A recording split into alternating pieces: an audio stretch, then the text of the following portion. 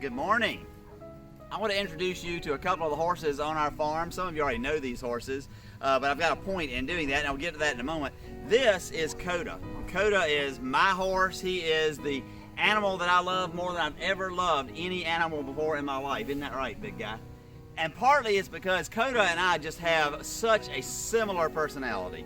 We're both high energy. We're both competitive. If we're out there in a race, we are in it to win it, aren't we, man? And we just have the same personality, and it's fun to kind of watch Coda on the farm as he kind of lets his personality out. It's fun to watch him and see the kind of things he's going to do, and we laugh at Coda a lot, like we laugh at all our horses because of their personalities. And so this is Coda, high energy, big time competitive, kind of the alpha guy. This is Kokopelli, and Kokopelli is by far the prettiest horse on our property, and in some ways he knows it. He's kind of a prima donna. We have a friend who calls Kokopelli our Barbie horse because he can be rather dramatic. And it's kind of fun, again, to watch him on the farm, sometimes being dramatic, kind of tossing his locks around and showing us how pretty he is and kind of expecting special treatment because he is so pretty.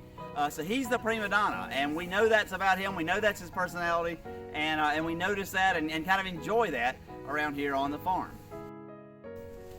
Now, I tell you that about our horses and their personalities because although it is absolutely true, I told you true stories about those two horses and their personalities, but it's also true that isn't completely the whole case. We kind of anthropomorphize and we make the horses a little more human than they really are.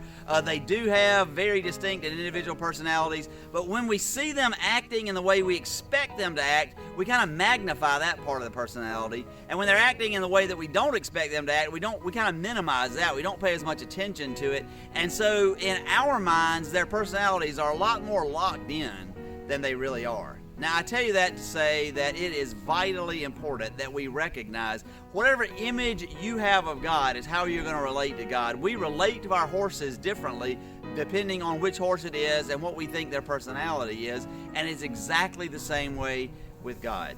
Some people see God as kind of like a highway patrol officer sitting on the side of the road just waiting for a speeder to come by so they can get pulled over and busted. And if that's your image of God, then you're always going to be tiptoeing around God. You're always going to be worried about when is God going to kind of strike out next.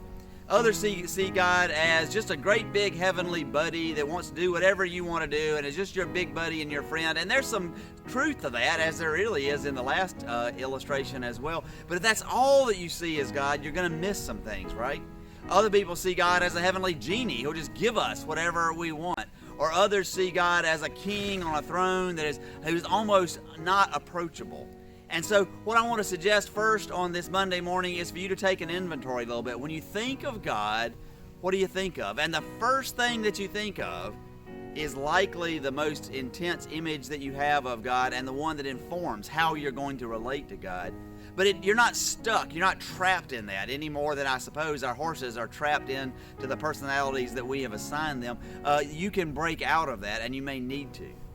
When I think of God, I think one of the images that comes to mind, I don't know it's the first one, but it kind of is an amalgamation of what I get, is the God, the Father, the King on the throne that we get in Revelation, who comes off of the throne to wipe away the tears of each one of the saints who are there in heaven. This magnificent, awe-inspiring King who also is personal and who will come off of the throne to wipe away our tears. But what is your image of God, and how does your image of God change you? How does your image of God inform how you relate to God? And if you need to make changes to that image, know that you can do that, and you can do that beginning today. And if you begin to make consciously changes in the ways that you see God, then it will also change in hopefully very wonderful and positive ways the relationship that you have with God.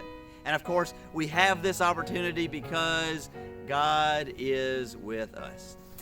Amen.